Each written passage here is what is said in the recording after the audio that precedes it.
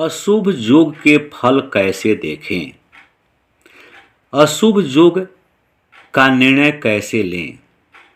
यदि आपके गांव देहात या कहीं भी किसी भी व्यक्ति के किसी बालक का जन्म होता है और उस व्यक्ति के उस दिन जिस दिन उसका जन्म होता है उस दिन यदि पंचांग आप देखते हैं और उसमें अशुभ योग होते हैं तो उसके क्या फल होते हैं, उसकी जानकारी कैसे प्राप्त करते हैं, उसका अनुभव कैसे करते हैं और उसका फलादेश कैसे करते हैं। इन सारी बातों का इस वीडियो में समावेश किया गया है। आप ध्यान से इस वीडियो को देखें और समझें। जैसे आप जानते हैं कि 27 नक्षत्र होते हैं, उसी प्रकार योग भी 27 ही होते हैं, परंतु उनके नाम के अनुसार उसका फल भी होता है। जैसे यहाँ देखें, सभी 27 योग का यहाँ पर वर्णन किया गया है। विषकुंभ, प्रीति, आयुष्मान, सौभाग्य, शोभन, अतिगंड, सुकर्मा, घृति, शूल, गंड, वृद्धि, ध्रुव, व्याघात, हर्षण, वज्र, सिद्धि, व्यतिपात, वरियान, परिध, शिव, सिद्धि, साध्य, शुभ, शुक्ल, ब्रह्म, इंद्र और वैघृति।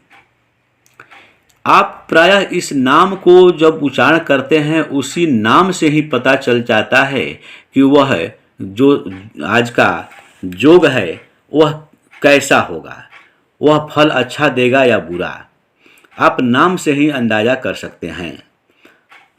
जैसे विषकुंभ, प्रीति, आयुष्मान, सौभाग्य, शोभन, ऐसे लग रहा है कि नहीं ये तो आयुष्मान अच्छा है, प्रीति भी अच्छा होगा, सौभाग्य भी अच्छा होगा, यह इसके फल अच्छे होंगे।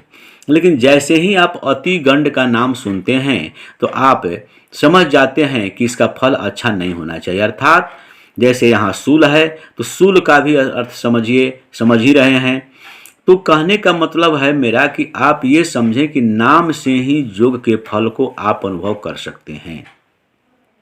विशेष रूप से जो 27 योग हैं उसमें अतिगंड, शूल, गंड, वज्र, व्यतिपात, परिध, वैघृति, ये सब जो योग होते हैं वह शुभ नहीं होते हैं। इसीलिए यहाँ पर अशुभ योग के फल कैसे देखें यहाँ पर वर्णन दिया हुआ है। शुभ का योग तो मिला जुला कर शुभ ही होंगे, लेकिन अशुभ योग का यहाँ पर इस वीडियो में वर्णन किया गया है। जैसे यहाँ पर 5-6 जो ज़्यादा अशुभ होते हैं उसके फल को यहाँ पर वर्णन किया जा रहा है। ध्यान से आप सुने और समझें। जैसे अतिगंड जो योग है, इस योग में किसी बालक का जन्म हो जाता है तो उसके फल इस प्रकार होते हैं। इस योग में जन्म लेने वाले अर्थात अतिगंड योग में बालक का किसी का जन्म होता है तो अपनी माता को नष्ट करता है, यानी माता को कष्ट पहुंचाता है। और जो इस अतिगंड योग के अंत की घटियों में जन्म होता है जिसका, वह संपूर्ण कुल का भी नष्ट करता है, यानी संपूर्ण कुल का नाश करता है अंतिम के समय में। उसी प्रकार शूल योग है, वह शूल योग के भी फल होते हैं। शूल योग में जन्मे व्यक्ति जो होता है तो वह शूल रोग की पीड़ा से युक्त होता है। धार्मिक शास्त्र के पार को जानने वाला, यानी धर्मशास्त्र को वह जानने वाला होता है। विद्या के प्रयोग में निपुण, सदा जग करने वाला होता है, लेकिन वह शूल रोग से वह पीड़ित व्यक्ति होता है।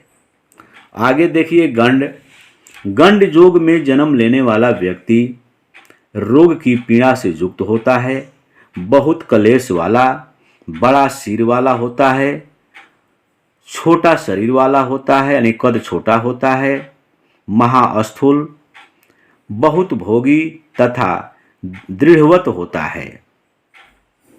आगे देखते हैं व्यतिपात योग का नाम भी सुनते ही हम लोग समझ जाते हैं कि ये योग अच्छे नहीं होंगे। इस योग में जन्मने वाला बालक या बच्चा महाकष्ट से जीवन जीता है। जो भाग्य के योग में से जीवे यानी यदि भाग्य से कहीं अपना उस योग के बालक जी जाता है तो मनुष्यों में वह श्रेष्ठ होता है। वैघृति योग जो है वह भी अशुभ योग है। इस योग में जन्म लेने वाला बच्चा जो होता है, बालक जो होता है, वह उत्साह रहित होता है, उसके अंदर उत्साह नाम की बातें नहीं होती है, वह कंगाल यानी गरीब होता है और प्रीति करने वाला होता है।